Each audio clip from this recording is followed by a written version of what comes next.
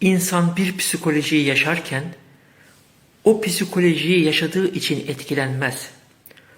O psikolojinin hastalık olduğuna, sorun olduğuna, olumsuz bir yaşantı olduğuna inandığı için etkilenir.